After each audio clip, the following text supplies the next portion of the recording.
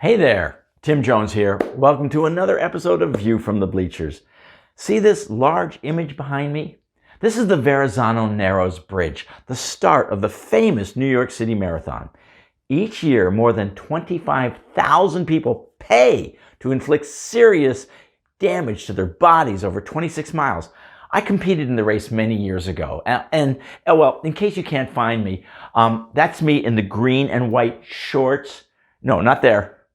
Just to the right. Yeah, there. Yeah, that's me. Honest.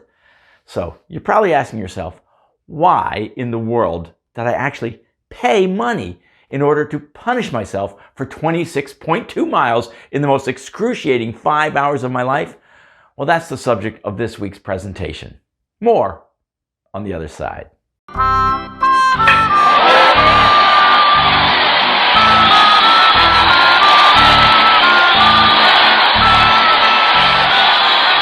Welcome back. So let me explain what happened. Over the years, many people have questioned my intelligence, most notably several past bosses. You need look no further for damning evidence to back up this charge than Exhibit A. I once ran a marathon, and not as a court-ordered punishment for, let's say, littering, and no, not because someone had blackmail photos on me they were going to show my wife if I didn't run the race. No, here's the crazy, insane part. I did it 100% voluntarily. So if you've never run a marathon and you happen to be someone I strongly dislike, I cannot recommend it highly enough. It's a great way to waste 4 to 14 perfectly good hours punishing your body and shattering your emotional well-being. So during this endurance contest, as your will to live slowly disintegrates, you may catch yourself asking soul-searching questions like, would anybody really notice if I cut off a few miles by taking the subway?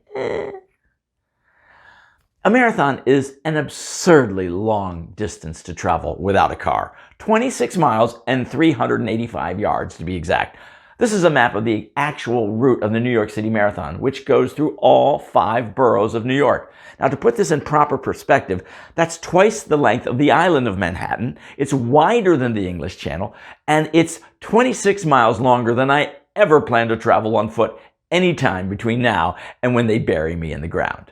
I did some research and found that the word marathon comes from the Greek mara, meaning sea, and thonos, meaning lacking in thought, or roughly translated to a sea of idiots.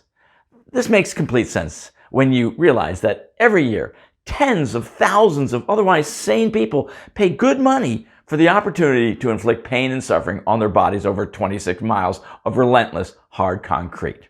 I ran my first, and this may surprise you, my last marathon on Sunday, November 4th, 1990. It was the granddaddy of them all, the New York City Marathon. I was one of an elite few selected to participate. They shut the door after the first 25,000 registrants. It would have been a thrilling adventure, save for 2 teensy-weensy complicating factors. Nasty hot weather, and I happen to be sick as a dog. Early November weather in New York is normally around 53 degrees, perfect for long-distance running. But that day, the temperature spiked to a record-breaking 80 degrees, 26 degrees above normal, considered almost sauna-like for a marathon. And I was coughing up phlegm from a bad chest cold that I was having trouble getting over. In preparing, I had 3 ambitious goals. 1, survive. 2, don't get mugged in the Bronx. And 3, beat my wife. That's right, I wasn't the only halfwit in my family to take on this ridiculous challenge. My wife, Michelle, thought, hey, it sounds fun. So she signed up too. I had to beat my wife. To the finish line, of course. What were you thinking I meant? Jeez. Anyway, when the starter gun sounded, this is what the starting line looked like. There were so many runners crammed together that it took me a full 7 minutes just to reach the starting line. As I inched my way through the mosh pit of superior athletes, I noticed that dozens of men were already making their first pit stop right on the Verrazano Narrows Bridge. Apparently, it made a convenient urinal into the water 200 feet below them. Here's a play-by-play of my actual race experience. The first 10 miles are surprisingly smooth, but I eventually realized that I've taken it out a little too fast. This could be a problem later on. Mile 13. My legs are starting to feel heavy. My breathing is labored, and I'm only halfway home. Danger, Will Robinson. Mile 15. I'm starting to fade. Still 11 miles to go. To distract my brain, I try to conjure up motivating, upbeat songs, but the only tune that loops endlessly in my head is Muskrat Love by the Captain and Tennille. I become convinced there is no God. Mile 17. What was I thinking? Signing up for a marathon. I cry out to God that I will happily confess to kidnapping the Lindbergh baby if he will just end this torture quicker. No response from on high. Oh, that's right. There is no God. Mile 19. Nothing left in the tank. Having difficulty concentrating. I can barely push one leg in front of the other. Well, in training, I had never run farther than 18 miles. So my muscle memory is screaming at me, why in the hell are we still running? I make a mental note to run farther in training next time. On second thought, delete that note. There will be no next time. Mile 21. The crowds are thick now, several rows deep on both sides, all cheering for some guy in front of me named Charlie because he had the brilliant idea of printing his name on both sides of his shirt. Another name flashes through my brain. Michelle. Michelle. Why does that name sound so familiar? Mile 24. My legs are like two thick metal rods, each weighing 500 pounds. All I've been hearing for the past 3 miles is, go Charlie, don't give up Charlie, and hey Charlie, beat that turkey right behind you. We hear he's one of those annoying humor writers. Mile 25. My brain is blurry. I'm lost in a fog. People keep chanting for someone named Charlie. Is he famous? Am I Charlie? Bordering on collapse, somehow the noise of the crowd miraculously keeps me slogging forward. In the distance, I see Central Park, where I vaguely recall is the finish line. I glance down at my feet. Incredibly, they're still attached to my ankles. Dumb move. I can no longer lift my head. Approaching the finish line. There it is, at last. Just 1,000 yards.